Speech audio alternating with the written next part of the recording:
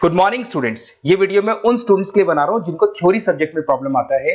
Basically हम लोगों ने थ्योरी सब्जेक्ट्स के नोट्स बनाए हैं बहुत इजी लैंग्वेज में, इंडियन एग्जांपल्स के साथ में। सारे वीडियोस मिलेंगे, फुल कोर्स 4 घंटे के अंदर कवर हो जाएगा। वीडियोस भी ब्रॉडकास्ट फॉर्म में है, मेल और फीमेल 2 वॉइस आपको मिलेगी, डेमो दिखाऊंगा मैं आपको। और बहुत सारे यूट्यूब चैनल मिलेंगे। अगर आपको मेरे को सर्च करना है किसी भी यूनिवर्सिटी से रिलेटेड, अगर आपको आरटीयू से सर्च करना है राजस्थान टेक्निकल यूनिवर्सिटी, तो आरटीयू बाय पुनीत सर लिखेंगे, मैं मिलूंगा आपको। अगर आप आरयू वाले चैनल पे जाएंगे तो आरयू बाय पुनीत सर मिलूंगा। सीबीएसई आरबीएसई के 10-12 के चैनल्स आपको मिल जाएंगे। तो जो भी यूनिवर्सिटी है जिससे रिलेटेड आपका कोर्स है उसको आप सर्च करो, मैं मिलूंगा। और अगर मैं नहीं मिलता हूं तो आप सिलेबस भेज दो, उसके वीडियोस और नोट्स आपको मिल जाएंगे। देखिए मैं आपको डेमो दिखाता हूं किस तरीके से हम लोग के वीडियोस रन करते हैं और नोट्स क्या है। देखो ये नोट्स मिलेंगे आपको बहुत इजी लैंग्वेज, जैसे डेटा वेयरहाउस या एमबीए का सब्जेक्ट है, जिसके पूरे नोट्स आपको मिल जाएंगे। अमेज़न का एग्जांपल दिखाई दे रहा होगा।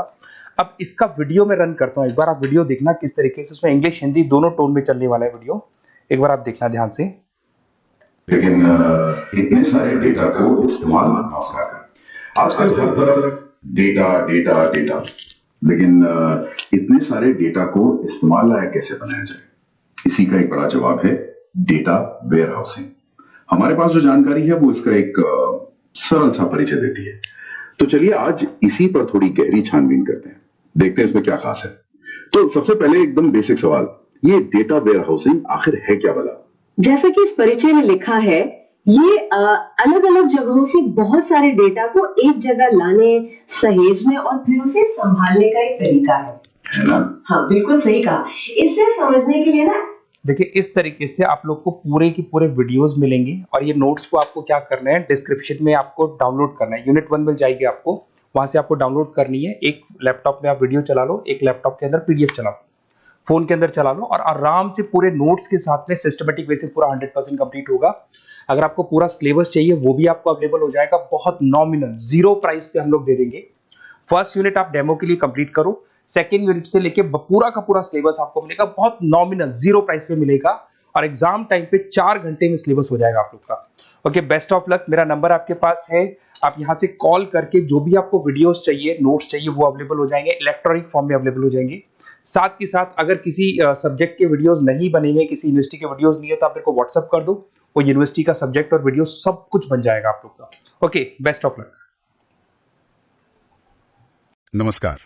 आज हम बात करेंगे कि कंपनियां बाजार में अपनी एक खास पहचान, जिसे मार्केट पोजीशनिंग कहते हैं, वो आखिर बनाती कैसे हैं। हमारे पास ये बाजार स्थिति निर्धारण, ब्रांड पहचान और सफलता वाला दस्तावेज है और हमारा मकसद है समझना कि ये कंपनियां ग्राहकों के मन में अपने उत्पाद या ब्रांड की एक अनोखी छवि कैसे स्थापित करती हैं। सोचिए ना, जैसे ही अमूल सुनते हैं तो फट से दिमाग में टेस्ट ऑफ इंडिया आता है ना, या फिर एप्पल सुनते ही प्रीमियम गैजेट्स। ये होता कैसे? चलिए इसी पर थोड़ी गहराई से बात करते हैं। तो सबसे पहले ये मार्केट पोजीशनिंग आखिर है क्या चीज? आसान शब्दों में अगर समझना हो तो मतलब ये वो प्रक्रिया है जिससे कंपनियां तय करती हैं कि भाई ग्राहक उनके उत्पाद या ब्रांड को याद कैसे रखें। जब कोई उनका नाम सुने तो दिमाग में क्या आना चाहिए। जैसे आपने कहा, अमूल मतलब भारत का स्वाद, या एप्पल मतलब प्रीमियम इनोवेटिव गैजेट्स। डोमिनोज का सोचें तो तेज डिलीवरी, चीजी पिज्जा। हाँ, तो ये सफल पोजीशनिंग की ही उदाहरण है और ये बनते हैं लगातार एक ही संदेश और वैल्यू देने से, है ना? हाँ बिल्कुल। और ये इतना महत्वपूर्ण क्यों है, ये भी समझना जरूरी है।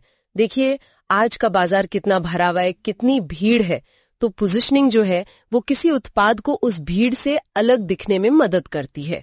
ये एक मजबूत ब्रांड पहचान बनाती है और सिर्फ पहचान नहीं, ग्राहकों के साथ एक भावनात्मक रिश्ता भी कायम करती है। भावनात्मक रिश्ता? अच्छा। हाँ, जब ग्राहक किसी ब्रांड को पहचानते हैं, उससे जुड़ाव महसूस करते हैं, तो वे उसे दूसरों पर तरजीह देते हैं, कॉम्पिटिटर्स पर।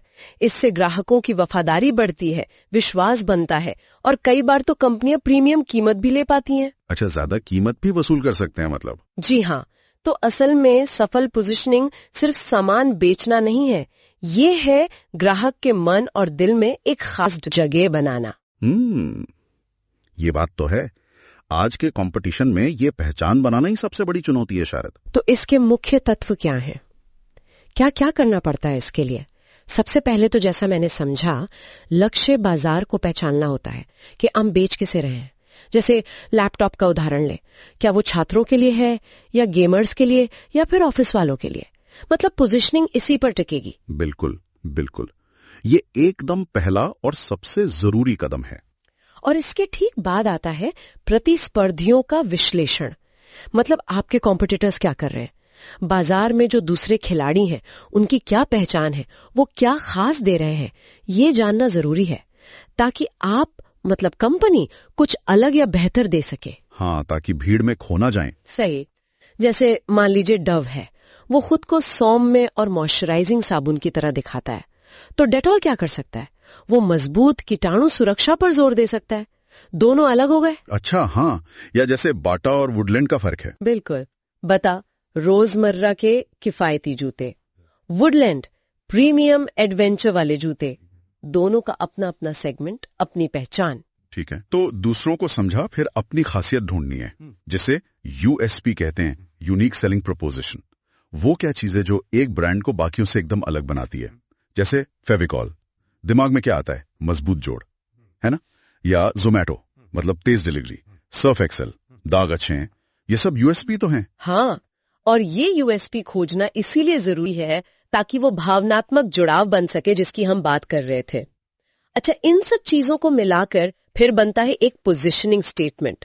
ये एक छोटा साफ वाक्य होता है जो बताता है कि भाई आपका लक्ष्य ग्राहक कौन है, उत्पाद किस कैटेगरी में है, ये क्या फायदा देता है और इसमें अनोखा क्या है। यही स्टेटमेंट फिर सारे मार्केटिंग, ब्रांडिंग सबको दिशा दिखाता है। और शायद सबसे मुश्किल हिस्सा लगातार प्रस्तुति, मतलब कंसिस्टेंसी। जो पोजीशनिंग तय की है वो हर चीज में दिखनी चाहिए। प्रोडक्ट डिजाइन, कीमत, पैकेजिंग, विज्ञापन, कस्टमर एक्सपीरियंस, हर जगह। एप्पल का उदाहरण फिर से सही बैठता है यहाँ। स्लीक पैकेजिंग, वो मिनिमलिस्ट स्टोर्स, हाई एंड विज्ञापन और हाँ, ऊंची कीमतें भी, सब मिलकर उसके प्रीमियम अनुभव को पक्का करते हैं। बिल्कुल सही। अब जरा अलग अलग पोजीशनिंग रणनीतियों की बात कर लेते हैं। कंपनियां कई तरीके अपनाती हैं। एक आम तरीका है उत्पाद की विशेषताओं या लाभों पर फोकस करना। जैसे कोलगेट टोटल है, वो 12 घंटे जर्म सुरक्षा का दावा करता है। या सेंसोडाइन, वो खास तौर पर संवेदनशील दांतों के लिए समाधान के तौर पर जाना जाता है। अच्छा, मतलब प्रोडक्ट क्या करता है उस पर जोर। हाँ। दूसरी रणनीति कीमत या मूल्य पर आधारित हो सकती है। कुछ ब्रांड सबसे सस्ते होने पर ध्यान देते हैं, जैसे जियो या डीमार्ट, जिनका नारा ही है रोजाना कम कीमत।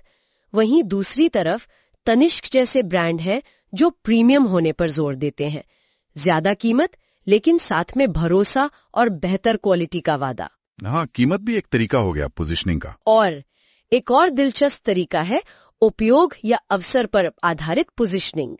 जैसे रेड बुल, वो खुद को एक एनर्जी ड्रिंक के रूप में दिखाता है, खास मौकों के लिए जब आपको एनर्जी चाहिए।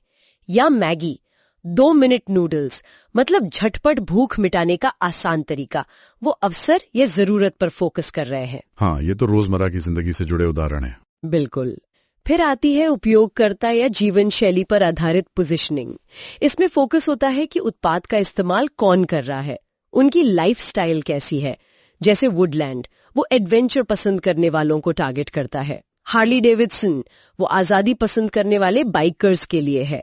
या मामा अर्थ, वो आजकल की मॉडर्न माओ को ध्यान में रखकर उत्पाद बनाता है। अच्छा, मतलब लोगों के लाइफस्टाइल से जुड़ना। जी। और आखिर में एक और तरीका है प्रतिस्पर्धियों के विरुद्ध पोजीशनिंग। इसमें कोई ब्रांड सीधे सीधे खुद को किसी प्रतियोगी से अलग या बेहतर दिखाता है।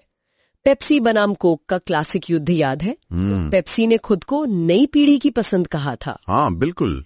या डव, वो त्वचा की देखभाल पर फोकस करता है, जबकि लक्स ग्लैमर और फिल्मी सितारों वाली दुनिया पर जोर देता है। तो देखिए, सही रणनीति हमेशा ग्राहक की जरूरत और आपकी कंपनी क्या अलग दे रही है उस पर निर्भर करती है। कोई एक फॉर्मूला नहीं है। बिल्कुल सही कहा आपने।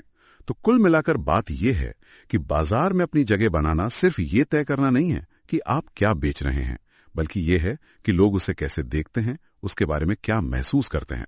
एक साफ और अच्छी तरह से लागू की गई पोजीशनिंग रणनीति वही ब्रांड की पहचान बनाती है, ग्राहकों का विश्वास जीतती है और वो भावनात्मक जुड़ाव पैदा करती है। और शायद यही चीज किसी ब्रांड को कंपटीशन में आगे रखती है और लंबे समय तक सफल बनाती है। बिल्कुल सही कहा आपने। आज की दुनिया में जहां हर तरफ इतने सारे उत्पाद और सेवाएं हैं, अनगिनत, तो ये सोचने वाली बात है कि जिन ब्रांड्स को लोग वाकई पसंद करते हैं या जिनके लिए वफादार हैं, क्या वो कंपनियां सिर्फ चीजें बेच रही हैं या उन्होंने हमारे सोचने के तरीके में, हमारे दिमाग में एक बहुत ही खास जगह बना ली है। और अगर ऐसा है तो वो ये कैसे कर पाती हैं, इस पर सोचना काफी दिलचस्प हो सकता है।